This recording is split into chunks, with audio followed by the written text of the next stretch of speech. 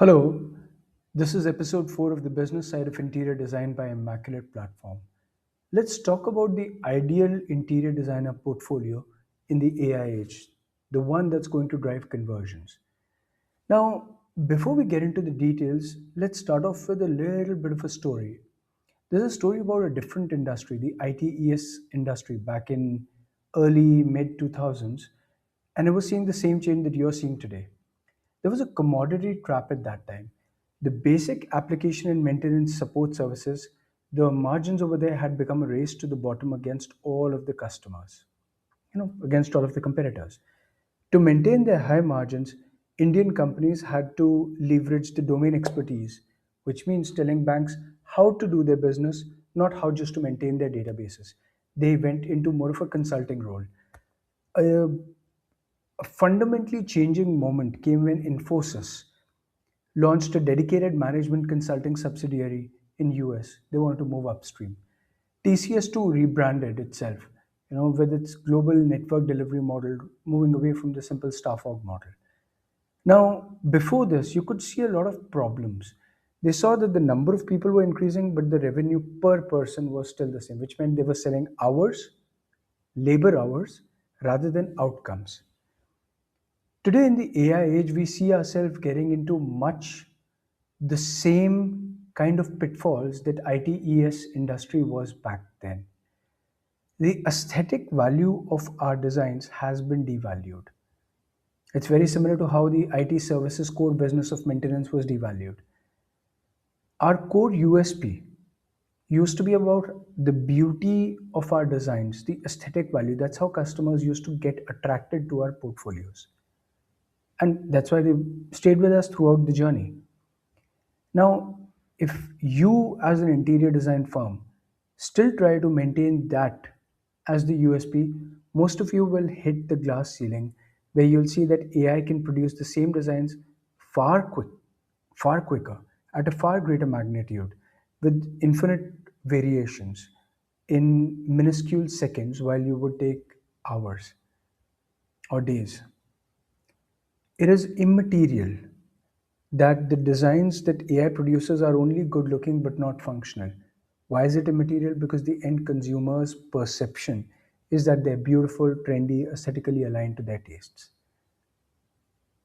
To maintain our dominant position, we talked about in the last podcast how our job has become to go upstream as an advisor, as a consultant, as an oracle, right? Who prevents regrets, who ensures that their deepest fears about their house being built are handled on day one rather than towards the end. We've talked about this relationship earlier as well, right? In the previous episode. So, in this episode, let's talk about how do we come across as an oracle and as a guide to our customer from the very second that we share our portfolio with them. Now, the current state of portfolios is that many of them are just a sequence of images on a PDF or a web page somewhere. They might have some specs about the house or the address, and that's about it. Most of these are still stuck with the good looking design mentality. This means that they're still competing on a commoditized commodity, and they're also easy to plagiarize. We all need to move away from this problem, but how do we do that?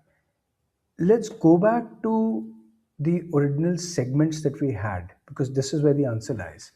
If our job is as an advisor, as an oracle, then we need to understand their fears from day one for each one of these customer segments. We'll see three more after this, and understand how we can fix their fears from or tackle their fears from day one, sharing of portfolio itself.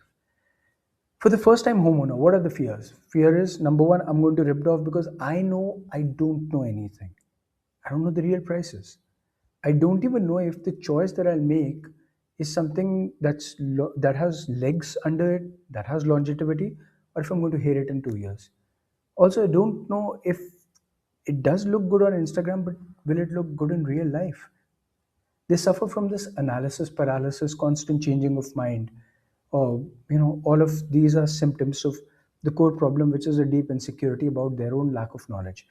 And our portfolio, to position us as an oracle, has to show projects similar to what we're doing already, but in addition to that, priorities, spending priorities, which is handling the over budget fear, as well as decisions, design decisions in particular, like why were lights installed a particular way. This is to ensure that we know how you want the house to look, and we will ensure that it looks that way by using all the tools, including lights, at our disposal. Right? We want to prove to them from day one, which is sharing of the portfolio, that we are here to protect your wallet, not just impose our vision. We want to protect your vision. A similar thing is there for experienced homeowners, pardon me. Now, their fear is, I don't want a repeat of my last nightmare. The last nightmare could well have been from somebody from a unorganized sector, right? But they also want premium material. It's a second house. So they know the value of premium material. That if they don't get high-tech hardware, then what's going to happen? They're aware of that now. They do want premium material and they want long-term decisions. Maintainability is the core concern, not how it looks on the first day. Now, they don't want ad hoc changes, they want a predictable process driven change, right? So that there's a maintainability baked into the process itself from day one. How does the oracle handle it, right? To position yourself as an oracle, apart from the visual snapshot of the project itself, you need to have a snapshot of your project management flow as well. Plan versus actual timelines. Also showcasing the kind of materials you used and why were they used, what was the rationale behind the decision. Once you see that the person who's on the other end, who's the paymaster, recognizes the value that you're bringing is predictability and ensuring that maintainability, premium, long-term duration, dependable materials are all baked from day one because you've done it before. That same way, if you think about the resale renovation homeowners or sellers, their biggest fear is you'll make it very good looking, but it's going to eat up into my margin. They fear that, pardon me, there will be impracticality and ego from your side rather than the recognition that margins have to be protected or even maximized. At this point, what you have to show them is high detail CAD drawing for this kind of portfolio as well as details. This shows them that no, you're not just thinking about how it look, but even how it's going to be constructed. You are a partner in their construction by showing them how the HVAC lines are going to go.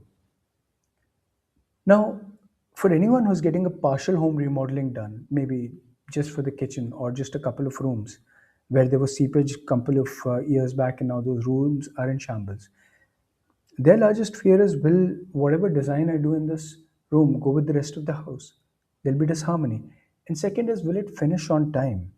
Or will it be disrupted? Because every day of overrun is going to be a day of pain for me as a homeowner. Now, to handle this upfront, your portfolio must contain the pulse of the project timeline. Essentially, these are in situ progress shots which show you the end consumer that, hey, this was the house, rest of the house which we did not design, and these are all of the other rooms which we did design, and see how well it goes all goes together. Apart from, of course, the timelines and other things. The last one is the most critical, highest margin, and also highest growth customer segment. We talked about it in the one of the previous podcasts. The remittance NRI segment. Their largest fear is that depending on you almost completely. They have no control and they recognize that they have a lack of physical control. They're worried that the material that you'll use versus what they pay for is going to be different. They're worried that decisions that you will take will be taken ad hoc rather than long term, and then the labor is going to slack off. There will be delays. They are worried about how they can monitor, and that's what your portfolio has to showcase as well. And now we're going above individual projects. What we're also showing is that this is the tech through which you will be able to monitor everything regularly. These are going to be where the videos are uploaded. This is where we communicate with you. This is overall the place where you're going to give approvals. This is what milestones we've defined, all of those things. Now, at this point, our goal is essentially to prove to the customer that what you see is what you get.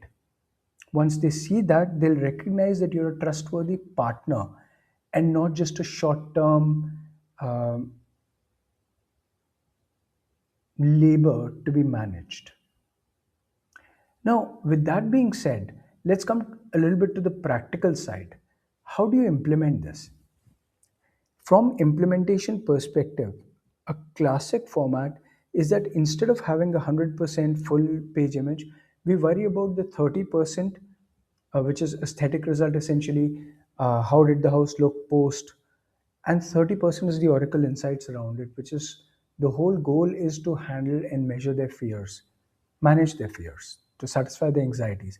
This 30% is your real moat against AI, because AI cannot handle their fears. What it can handle is the designs.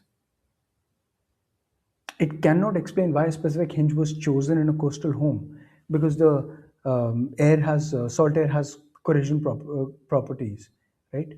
But that's something you can verbalize, which means you would be thinking long term. Now, if you'd like to know more about a platform that's ready for these changes which are coming to your business because of AI age, come talk to us. I'm available at immaculate.co.in or 78271 51709. Thank you.